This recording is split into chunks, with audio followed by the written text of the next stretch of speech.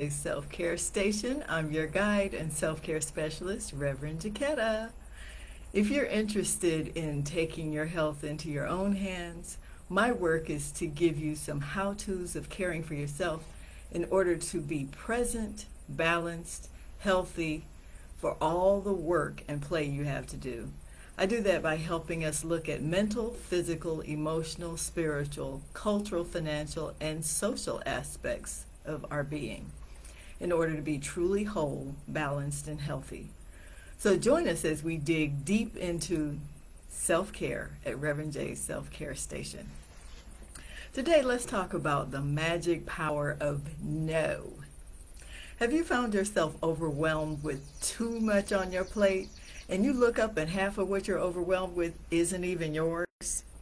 If you said yes, then you need the magic power of no. When I first started coaching, I was providing only time management consulting services. And I kept hearing the same thing over and over. I have to do such and such for so-and-so. And I cocked my head to the side, not knowing how to tactfully ask them why. I was still new, so I didn't know how to be that frank. But now I just come out and ask those questions. Aren't your children grown? Isn't your friend married? Isn't your brother in another state? Doesn't your wife have hands? When I coach people to manage their time, it's to organize and use their time the way a money manager helps a person organize and use their finances. So when they started talking about all the things they had to do, yet complaining about the extras they didn't want to do, I had to wonder why they kept doing it. It seemed to be a cycle. Then they'd come to me with the same problem again and again and again. And I began to see they didn't know how to set boundaries. Boundaries are limits people set in order to create a healthy sense of personal space, emotional space, social space, space that helps keep you healthy. Boundaries can be hard with family members, bosses, with colleagues even, and especially with a person you feel has done something for you. You feel like you have to do something for them. It can get to be very sticky for you, and it's hard to say no. And it's really hard to say no when you feel compassion and you want others to be successful. It's hard when you have the skills to solve someone else's problem. You feel like you're withholding something someone needs. Is any of this hitting home? Any of you feel like I'm pricking you a little bit? If so, put it in the chat. It's not always your job to solve someone else's problems. Now, granted, there are times that we are meant to be helpful, but sometimes they are meant to figure that out for themselves. And if you keep doing things for other people, they'll never figure out how to do it for themselves. So we have to know what the difference is. But that's a topic for another day. You know, from both a social and a spiritual point of view, we can go deep into that topic. So boundaries are necessary. And I've taught this for years, and when I was packing to move from Los Angeles to Tuskegee, my sister asked me to do something, and my brother intercepted and he said, don't ask her to do anything else. She just keeps saying yes. She doesn't have any more time. Do I keep doing that? Moi? The one who knows better? Yep, it can happen to anybody, even somebody who teaches it. So let me share with you some ways I taught my clients to say no. You can say, let me check my calendar and get back to you. That is golden. It works almost every time. And that way you give yourself some time to get out of that automatic impulse that you normally would go to. The yes, you get out of that. You catch it right away. And if you practice in advance, you can more readily pull that up as your response. The more you practice, the easier it gets. Or when you hear something that's really inviting, like somebody says, "Oh, let's go shoe shopping this weekend," you say, "Yeah." And then you realize I got papers that have to be done this weekend, or a sister friend of mine is decorating her home right now. So somebody could easily say, oh, they're having this sale down here, let's go get, and you get excited. Yeah. Oh, okay, sorry. I cannot go right now. So you have to have these ready responses.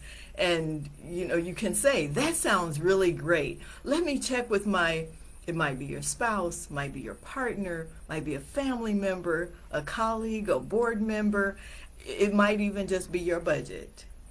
Something as simple as that. Or let me check anybody, anything, whoever else may be impacted by your decision, even slightly. Slow yourself down. Slow that person down. Because you know how those invitations can sound when you have no resistance. They just make you want to jump and move. And the interesting thing I found out once was that sometimes we get all balled up about saying no to people, and we're the ones balled up. And then when you finally get yourself to say no, they're like, oh, okay. They're not even tripping. We put far too much importance on our presence being important to them, and they're not putting that much importance on it. Now sometimes they do, granted, there are occasions, but sometimes we just put too much importance on it. And you have to remember that when you say yes in the heat of the moment, it's hard to go back and say no, especially if it's something that's really, really important. It's much easier to change a no to a yes than it is to change a yes to a no. So if you've told somebody, no, I won't be able to make it because, my calendar is all full, you can always go back, and it's much easier to go back and say, you know what, I checked my calendar and I will be able to go. I will be able to participate. I will be able to volunteer. I will be able to help. But changing that yes to a no is so much more difficult. And as you're getting used to saying no, you'll feel compelled to use an excuse. So you can say, no, I'd rather not. I've got a lot on my plate. If you feel like you have to give an excuse. But as you get more comfortable with the magic of no, you can just say no. And I've gotten to that place now. I can just say no, and people look at me and they're expecting the explanation. But I have none. I'm just not going to participate. So if you're feeling polite, you can say no, but thank you for asking. And it's a practice like any other self-care activity. So practice in the mirror, practice in the car, practice in the kitchen, practice in the shower, but practice, practice, practice. So when those situations arise, you are ready. You don't want to start getting ready right before the situation arises. You want to have this as part of your everyday vocabulary. Because remember, it's easier to change a no to a yes than it is to change a yes to a no. Now tell me in the comments what part of this information you might have found helpful, or if you need some more information. If you have any questions, please ask those, and be sure to like and share this video. Please subscribe to our station, Reverend J's Self-Care Station. And in closing, remember, this is the place where we look at holistic self-care to include the mental, physical, emotional, spiritual, cultural, financial, and social, because all those aspects impact our health. If you'd like to be added to our mailing list, please go to info@thewholeselfministries.com. And if you'd like more information about our services, you can go to our website at www.thewholeselfministries.com. That's THEWHOLESELF ministries.com, or click the link below. I want to thank you for joining me today, and until we meet again, I invite you to be peaceful, productive, and empowered. Shem Hotep, which means go in peace.